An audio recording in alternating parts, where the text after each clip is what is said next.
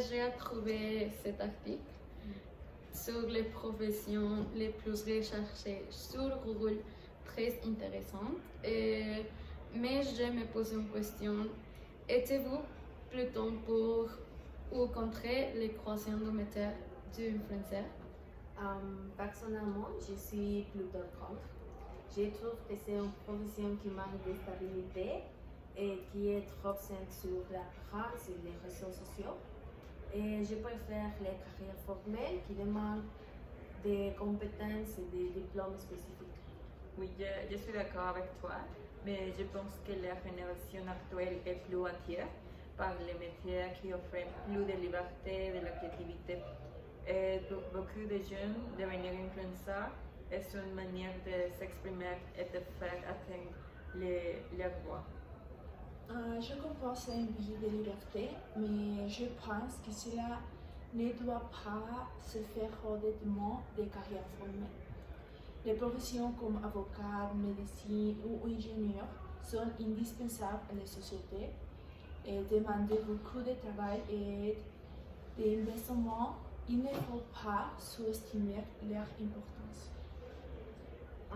C'est vrai, mais est-ce que le monde vit un détriment des carrières formelles et pourquoi? Je pense que oui, car la mondialisation et les nouvelles technologies ont créé de nouveaux emplois et ont bouleversé le marché du travail. Et de plus, il a une tendance à la précarisation et à la flexibilité qui rendent les carrières formelles moins attractives. C'est vrai, mais il faut aussi tenir compte des évolutions sociales et des aspirations de nouvelles générations. Les carrières formelles devraient s'adapter, proposer des emplois plus créatifs et plus flexibles pour répondre aux besoins des travailleurs. Je suis d'accord, mais il ne faut pas oublier que les carrières formelles sont aussi un gage de sécurité et de stabilité financière. Et dans une société où les inégalités s'accroissent, il est important de valoriser ces métiers pour assurer une meilleure répartition des richesses. Oui, je pense que c'est un débat complexe et qu'il n'y a pas de réponse unique, mais il est important de réfléchir à l'évolution du marché du travail et aux besoins des travailleurs pour construire une société plus juste et plus équilibrée. Tout à fait, nous avons tout notre point de vue et il est important de discuter pour trouver des solutions.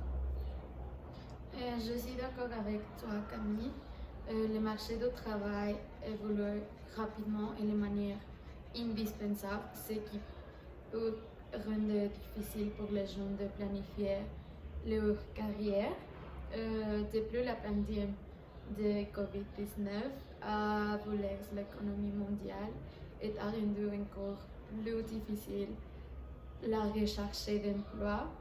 Dans ce contexte, devenir influenceur peut sembler une option plus facile et accessible. C'est vrai, mais il est important de rappeler que devenir influenceur n'est pas nécessairement facile. Cela demande beaucoup de travail, de patience et de compétences en matière de communication et de marketing. De plus, le marché d'influenceurs est très correntien et il peut être difficile de se démarquer. Je pense que la question de l'attrait des carrières formelles versus les carrières moins traditionnelles n'est pas nouvelle. Ce que nous voyons aujourd'hui, c'est une accélération de ces tendances et une évolution des attentes des travailleurs.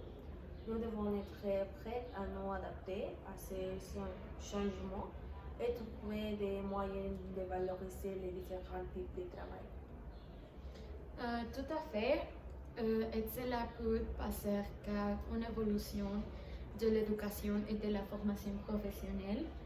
Et nous devons encourager les jeunes à explorer différentes options de carrière et leur donner les compétences nécessaires pour réussir dans différents domaines.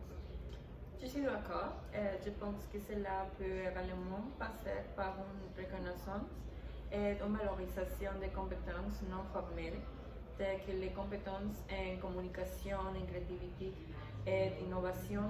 Ces compétences sont de plus en plus importantes dans le monde du travail moderne et il est important de valoriser et de développer.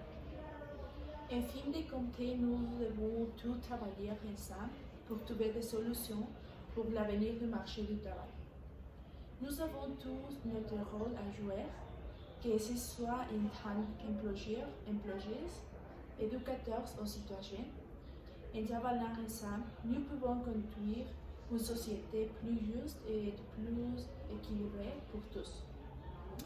Merci à tous pour cette discussion très enrichissante.